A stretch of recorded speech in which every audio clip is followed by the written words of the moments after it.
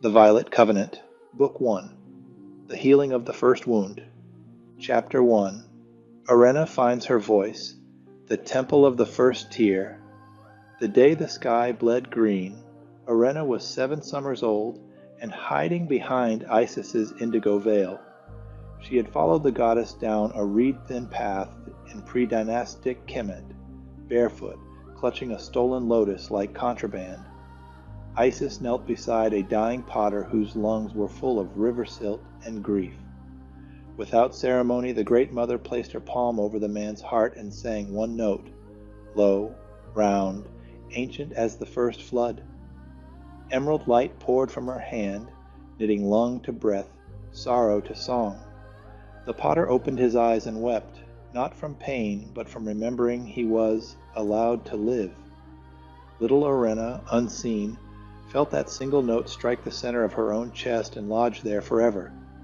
Years later, when she wrote the guided meditation you now carry, that note became the greening pulse she asks you to breathe. Tonight, 35,000 turnings of the wheel later, the same note is screaming.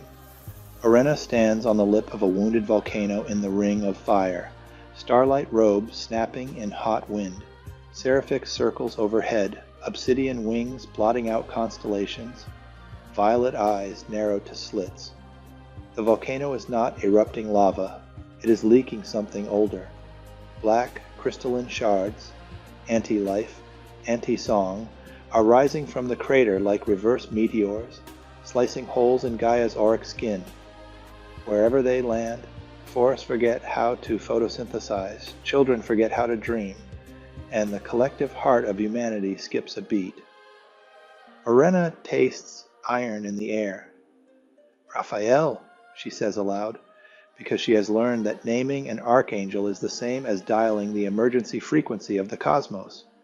The answer is immediate. A pillar of violet-green fire ignites beside her, so bright she has to shield her eyes. When the light settles, Raphael stands there in traveler's robes, the color of new leaves shot through with starfire. His wings are not feathered.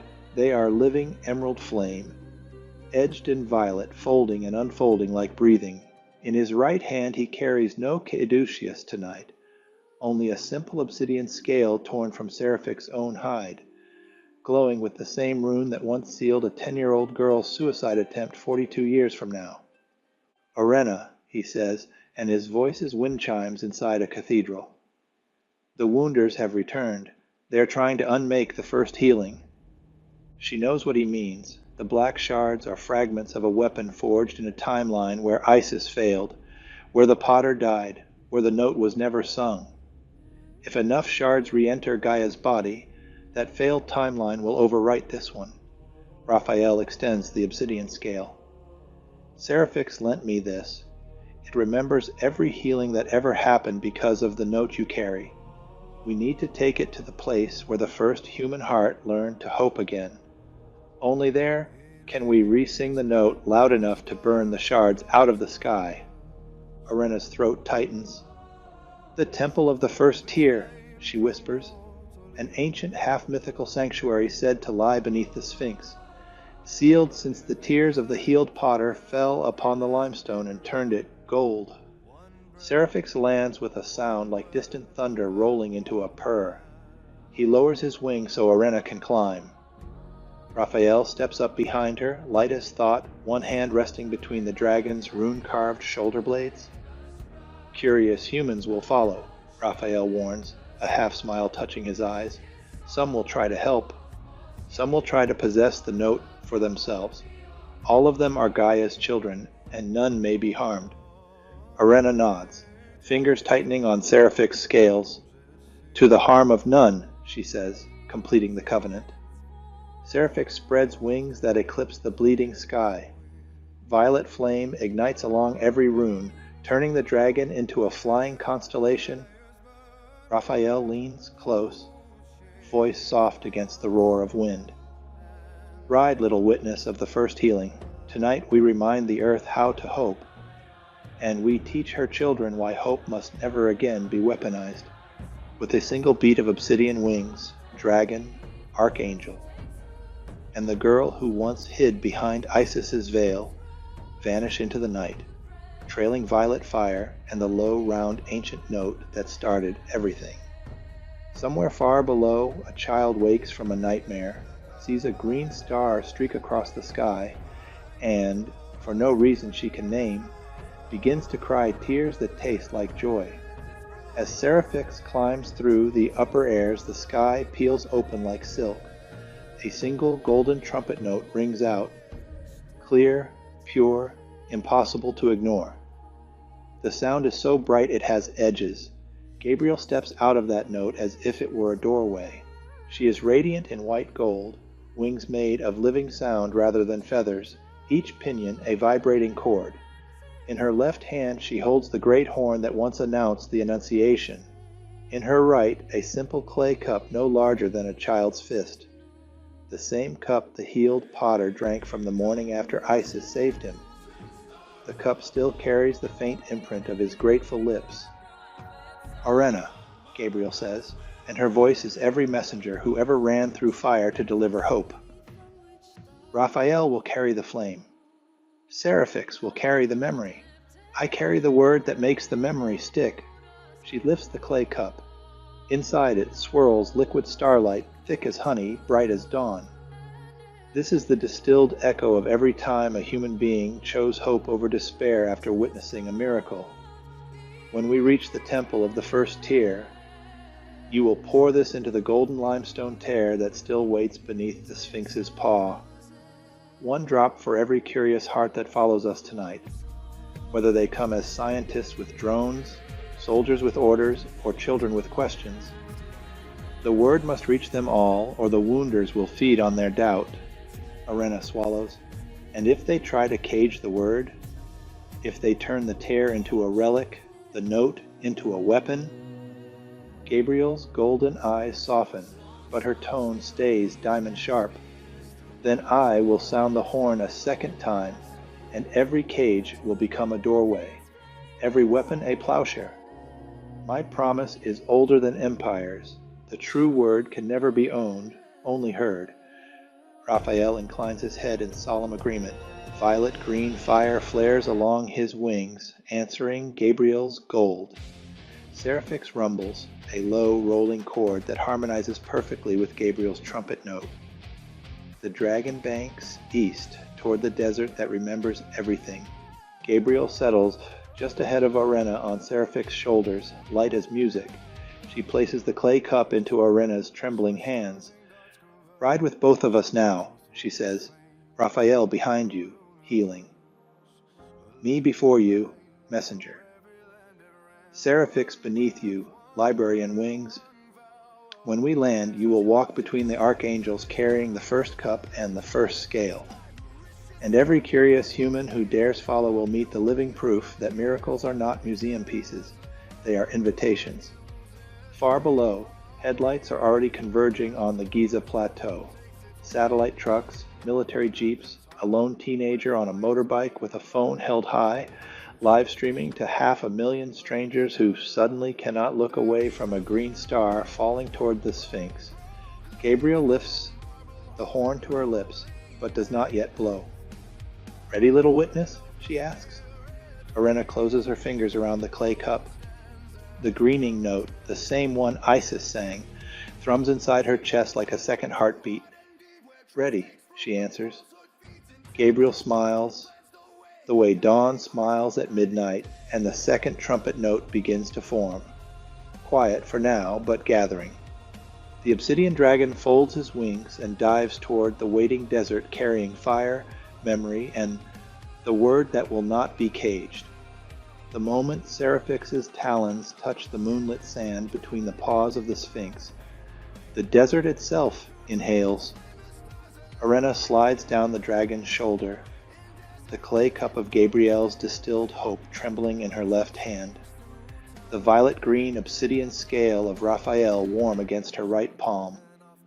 She feels the weight of every curious human heart now gathered on the plateau. Scientists arguing with soldiers, live streamers, whispering in a dozen languages.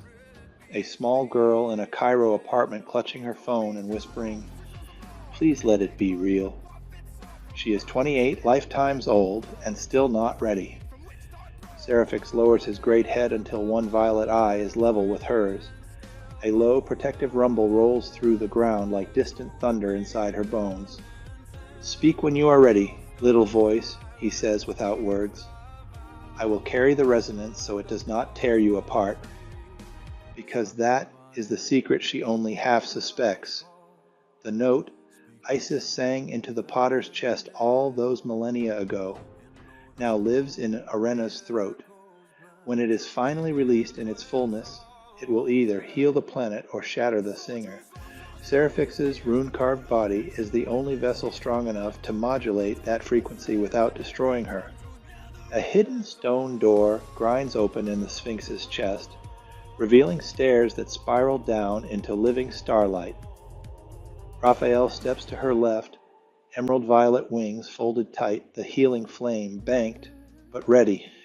Gabriel steps to her right, horn lowered, the messenger's gold now edged with solemn waiting. And then Michael arrives. He does not walk out of the darkness. The darkness steps aside for him. Royal blue fire ignites the length of a sword made of pure, uncompromising truth. His armor is the color of midnight just before dawn, and his eyes burn the electric blue of a storm that has decided to be merciful. Aurenna, he says, and his voice is both command and benediction. The Wounders have sent guardians of their own. They wear the faces of authority, of science, of fear. Some stand above us now with weapons drawn. They believe they protect order. He lifts the sword, not in threat, but in oath. I stand between you and any force that would cage the note a second time. No harm will reach you while I breathe. Isis is suddenly there too, though no one saw her arrive. She appears as she did on that reed-thin path long ago. Indigo veil, bare feet, eyes older than oceans. She cups Aurenna's face exactly as a mother cups a beloved, terrified daughter on the first day of a very long war. My brave, beautiful child, Isis whispers, and the words taste like lotus and starlight. You were never meant to carry this alone. Tonight you only have to begin. The rest of us will hold the space. She presses a kiss to Aurenna's forehead, and for one heartbeat, the girl feels every mother who ever sang a frightened child to sleep. Then Isis steps back, joining the circle that is forming. Raphael on the left, healing flame, Gabriel on the right, living word, Michael in front, sword of truth, Isis behind, womb of all beginnings, and coiled around them all, Seraphyx, obsidian dragon, living resonator, the guardian of the voice that must not break. Aurenna draws one trembling breath. The clay cup is steady now. The obsidian scale pulses like a second heart. The note inside her throat flares, green, violet, gold, blue, trying to escape. Seraphyx lowers his head until the rune directly over his heart aligns with hers. I am the bridge, he reminds her. Let it come through me first. Michael plants the tip of his sword in the sand. Blue fire races outward in a perfect circle that nothing unholy may cross. Gabriel raises the horn, not to blow yet, but to listen. Raphael places his hand over Aurenna's heart, steadying the greening pulse. Isis begins to hum the original note soft as a lullaby, and Aurenna, small, terrified, luminous, opens her mouth. The first pure tone rises. It is fragile. It is enormous. It is the sound the earth made when she first decided to fall in love with the curious, stumbling creatures who walk upon her. Seraphyx's runes blaze violet. The note passes through him like lightning through a rod, amplifying, purifying, protecting the throat that is only just learning it belongs to a dragon rider. Far above every phone screen on the plateau, flares white for one heartbeat, then shows the same image. A single green sprout pushing through desert sand. The soldiers lower their weapons without knowing why. The scientists begin to weep. The small girl in Cairo feels the note land gently in her chest and whispers, "I knew you were real." The wounder's black shards hiss and begin to fall as harmless ash. Aurenna has only sung one measure. There are many more to come. But for now, 4 archangels, 1 ancient goddess, and 1 obsidian dragon stand in perfect circle around a young woman who has just discovered that the voice she was afraid to use is the same voice that taught a planet how to hope. And the temple of the first tier opens its final door for the highest good of all, or higher and harm of none.